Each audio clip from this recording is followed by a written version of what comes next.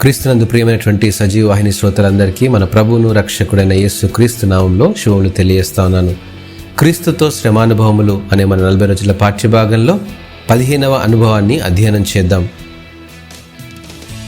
మనము శ్రమను అనుభవించవలసి ఉన్నదని మీతో ముందుగా చెప్పితిమి కదా, అలాగే జరిగినది. ఇది మీకును తెలియను. అట్టి శ్రమలను అనుభవించుటకు మనము నియమింపబడిన వారమని మీరు ఎరుగుదురు. ఈ మాటలు తెస్సలోనికీయులకు రాసినటువంటి మొదటి పత్రిక 3వ అధ్యాయం 3-4 వచనాల్లో మనం గమనించగలం. దైవ ప్రణాళికలో స్థానిక సంఘం ఒక కుటుంబం. ఇది అనేక కుటుంబాల సముదాయం, అనేక అంశాల సమాహారం, వివిధ రంగాలకు సామాజిక నైతిక జీవనానికి కేంద్రం. కుటుంబం సావధానమైనటువంటి పాఠాలు నేర్చుకుంటూ సమాజంలో జీవిస్తూ ఉండాలి.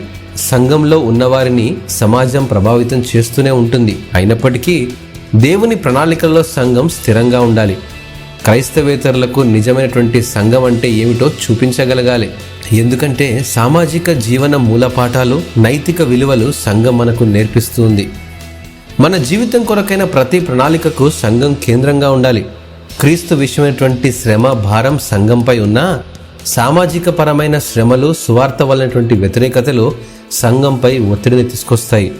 కాబట్టి శ్రమ ఏ విధంగా వస్తుందో కనిపెట్టుకొని కూడా ఉండాలి.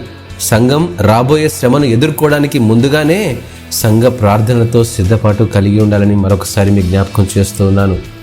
కుటుంబాలు ప్రభునందు స్థిరపడి ప్రేమలో అభివృద్ధి పొందగలిగితే ఎటువంటి శ్రమలనైనా ఎదుర్కొనే శక్తిని దేవుడు దయచేస్తాడు. అవును, దేవుడు మనలను రక్షణ పొందుటకే నియమించాడు కానీ ఉగ్రత పాలగుటకు నియమింపలేదని మరొకసారి మీ జ్ఞాపకం చేస్తూ ఉన్నాను. క్రీస్తుతో పొందేటువంటి ప్రతి శ్రమానుభవము మనలను అభివృద్ధి చేస్తూ ఆయన రాకడలో ఆయన ఎదుర్కొంటామనే నిశ్చయత కలుగజేస్తుంది. దేవుడు ఈ వాక్యమును ఆశీర్వదించునుగాక. ఆమేన్.